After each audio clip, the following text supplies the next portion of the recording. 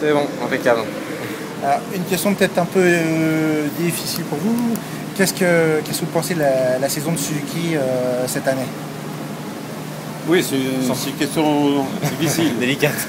Moi, j'ai toujours pensé que la Suzuki était une bonne moto. Je reste convaincu que c'est une des meilleures du plateau.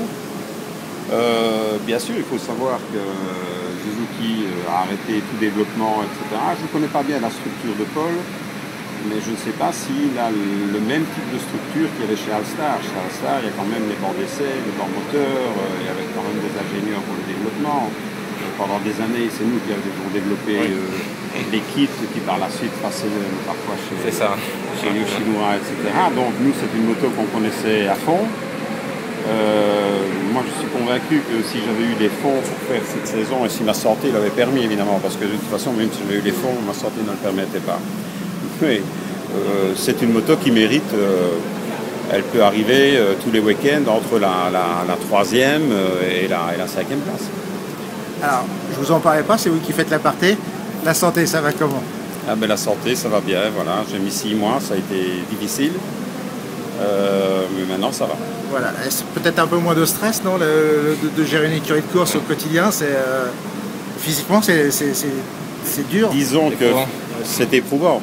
Ouais. Et puis en plus de ça, on fait plus bien la différence entre les choses qui sont vraiment importantes et celles qui ne le sont pas. On a tendance à... la passion prend toujours le dessus. Donc, D'accord. Et est-ce qu'on peut espérer vous revoir en 2013? Mais ce que je disais, je suis venu ici pour voir d'abord la fin du championnat, en espérant voir une victoire de Max, parce que j'ai beaucoup d'amitié pour lui. C'est un gars exceptionnel, même si c'est... un caractère. Voilà, mais enfin, c'est un grand champion. Et donc, j'espère vraiment dans sa victoire. Je n'oublie pas, et je pense que lui non plus n'oublie pas que c'est le team Alstar, et c'est moi en particulier qui l'avons ramené à la compétition. Il est abandonné là, sur le rocher à Monaco. Et donc voilà, il est en passe de gagner son deuxième titre, touche du fer. Mais à côté de ça, évidemment, je suis venu prendre la température, voir un peu ce qui allait se passer, voir ce que les décisions qui ont été prises au niveau de Infront et Bridgepoint vont comporter. Il n'y a personne qui le sait réellement. Non, pour l'instant, ça reste assez fou à ce niveau-là. Oui, ça reste assez fou. C'est d'ailleurs étonnant, une annonce de ce genre-là, la veille de la finale du championnat du monde. Je pense qu'ils auraient pu donner ça un mardi en étant un peu plus clair. Mais bon, si j'ai une possibilité, je rentrerai, oui. Il y avait des contacts, je pense, bien avancés entre vous et MV. Ça reste une piste ou on oublie? Alors, il faut savoir que mon histoire avec MV, elle remonte à très loin. Je suis venu en Italie en 1982 avec l'idée de faire gagner une moto italienne. C'était mon rêve. C'était l'idée première, en fait. Oui. Et donc, bon, je ne me suis pas retrouvé chez MV, qui ne roulait plus à l'époque, et je ne me suis pas retrouvé chez Cagiva, je me suis retrouvé chez San Venero, qui était un petit constructeur italien, et on a construit des 125 cm3 et des 500. Et on a gagné un Grand Prix de France à Nogaro. Un Grand Prix un peu spécial où les bics avaient déserté, mais enfin on a gagné un Grand Prix de France à Nogaro. Et en 125, on a gagné évidemment beaucoup de Grands Prix avec Riccardo Tormo, Pier Paolo Bianchi. Voilà. Oui, il n'y en avait plus d'un. Il n'y en avait plus là, oui. Et donc, c'était ma passion. Après, je suis passé comme directeur sportif chez Ducati et chez Cagiva, à l'époque de Claudio et Gianfranco Castiglioni. Et puis, je suis devenu directeur général du championnat du monde Superbike. Donc, c'était la première année du Superbike. J'ai été absorbé complètement par ça. J'avais plus de team ni rien. Bon, pour différentes raisons, j'ai décidé d'abandonner ce poste et j'ai voulu refaire un team. Et la première personne qui m'a aidé, c'est Claudio Castiglioni. C'est lui qui m'a offert les motos pour un pilote belge qui malheureusement est décédé depuis, c'est Michael Paquet, et pour un pilote italien qui était mon pilote, qui était Marco Lucchinelli. Et on a recommencé en super sport. Et Flamini m'avait demandé à l'époque de relancer le championnat, de créer vraiment le championnat 600. Et donc on en a fait un championnat super sport qui est devenu championnat intercontinental, puis championnat du monde. Et les 2 premières années, je les ai fait avec Ducati et donc avec les frères Castiglione. Ça veut dire que mon cœur a toujours été un tout petit peu porté du côté de Varese. Voilà. Aujourd'hui, ce n'est plus Claudio, c'est Giovanni, c'est le fils. Bon, c'est sûr, on discute, s'il y a une possibilité, on le fera, mais les temps sont difficiles. Eux, ils sont centrés sur le problème du produit, de pouvoir vraiment répondre aux attentes du client, etc. Et pour le moment, bon, la compétition est un tout petit peu à part. Mais on y travaille. Si on arrive à trouver ce qu'il faut, bon, peut-être bien que... Voilà, je dis bien, peut-être bien que... Et c'est justement cette attirance du côté italien, peut-être cette histoire de passion dont vous parlez qui vous anime, parce qu'on connaît une passion très, très active et très vive de leur côté, quoi. Ah oui, mais c'est ça, c'est l'homme du Nord qui découvre voilà. La passion italienne. Hein, ça. Et ça ne m'a jamais quitté. Et chez Suzuki, j'ai réussi parce que j'y ai amené ma passion. Parce que les Japonais, ils ne sont pas du tout passionnés. C'est des gens qui sont très cartésiens, etc. Ils parlent plus de produits que de passion. Produits, etc. Donc moi, à chaque fois que j'allais au Japon, je les mettais un peu tous sans dessus parce que j'arrivais convaincu de faire mes trucs avec de l'enthousiasme. Avec de l'enthousiasme. Et à la fin, je dois dire, pendant 13 ans, ils m'ont suivi. Et ça a vraiment été pour moi traumatique le jour où ils m'ont dit qu'ils arrêtaient la compétition. Ouais, j'imagine, ouais, c'est clair. D'ailleurs, j'ai eu l'occasion de reprendre une autre marque japonaise et j'ai refusé de le faire.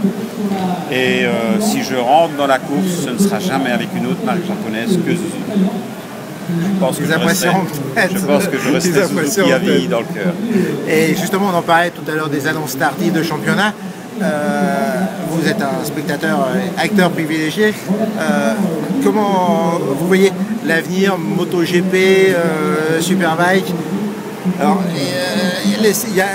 on a l'impression qu'ils cherchent tous en fait. Écoutez, j'ai relâché une interview il y a plus de 4 ans d'ici où on me demandait quelle était, selon moi, la solution. C'était l'époque où la MotoGP ils avaient 14 motos sur la grille. Ouais, c'est vrai. Moi, je leur ai dit qu'il ne fallait pas chercher midi à 14h. Les MotoGP, elles étaient ici. À l'époque, on avait tous les constructeurs qui étaient ici. Ouais, c'est vrai. Et encore aujourd'hui, si demain je suis Carmelo Espeleta, je viens ici, je choisis les 4 ou 5 teams officiels, je leur dis, vous les amis, vous venez en MotoGP. Et je dis aux constructeurs, vous pouvez encore travailler un peu plus sur ces motos-là. Okay. Par contre, ici en Superbike, on va faire l'organisateur du championnat d'Italie, on va faire le même règlement. Pour le championnat du monde Superbike, on va inscrire 24 pilotes, avec 6 places de libre pour les wildcards. Et donc, on démarre comme ça. L'année après, les 15 premiers du championnat du monde se reprient automatiquement et tous les vainqueurs des championnats nationaux, s'ils le veulent, passent comme permanents. Comme prioritaire. Voilà, comme prioritaire. Et comme ça, qu'est-ce qu'on a? On a partout des courses. Le gars, il fait le championnat de France, il a envie de rouler 1 ou 2 courses en championnat du monde Superbike, il fait sa course. Ouais. Donc là, vous faites vraiment une filière entre les deux championnats, en fait. Bien sûr, ils appartiennent à la même. Maintenant, c'est le même groupe, c'est encore plus faisable qu'avant. Alors, avant, il y avait d'un côté. Ce sont les mêmes finances aujourd'hui. Il y avait d'un côté Infront qui avait le droit sur les motos dérivées de série. Et Dorna qui avait les droits sur les prototypes. Qu'ils oublient ça. Parce que les motos qui sont ici, certaines motos qui sont ici, sont des prototypes. Il ne faut pas se leurrer. Il ne faut pas mettre des oreillères. Je veux dire, si on va regarder les châssis de certaines motos, ça n'a rien à voir avec un châssis de série. Je sais, j'étais team officiel. Vous êtes bien placé pour ça. Bon, donc voilà. Alors c'est la même. C'est comme la publicité, hein, ça a la couleur, mais c'est bon. Donc voilà. Et justement, pour rebondir là-dessus, est-ce que vous ne pensez pas que cette évolution du règlement technique Superbike qui finalement s'éloigne de plus en plus pour les motos de tête des motos de série, qui aujourd'hui les motos de tête, comme on dit, c'est les vrais protos, et elles ont des motos de série que le nom et l'apparence du carénage. Et est-ce que vous ne pensez pas qu'au final et à terme, ça peut nuire au Superbike tout simplement? Mais ça a déjà nuit. Oui, c'est ce qui est en train de se passer en fait. Parce que quand on voit une grille de Superbike aujourd'hui, elle apparaît bien vite par rapport à celle d'il y a 5 ans. Quoi. Il y a combien de pilotes là aujourd'hui? Voilà, on est d'accord. La grille est pauvre, c'est clair. D'accord. On commence à se retrouver dans les mêmes conditions qu'était la MotoGP. Alors, ne refaisons pas la même erreur. On a le matériel ici, parce que c'est le même propriétaire, il prend le matériel ici, il le met là-bas. Oui, il prend ce qui est à droite, il le met à gauche, et Bien voilà. sûr. Et est-ce que vous pensez qu'on peut contourner un petit peu, à savoir la crise économique, tout le monde en parle, tout, il y a quand même, c'est énorme le problème d'argent, quoi. Le problème réel, c'est de savoir, mais là, tout ça, on est dans le gros business. Oui. C'est sûr que Ils trouvent pas de sponsors, Infront a racheté le championnat à Flamini, donc ils ont investi de l'argent. Bridgepoint avait déjà Dorna. Je ne sais pas, je ne suis pas dans les comptes, ni de Bridgepoint, ni de Dorna, ni de Infront. Infront, c'est un gros groupe où la moto représentait très peu.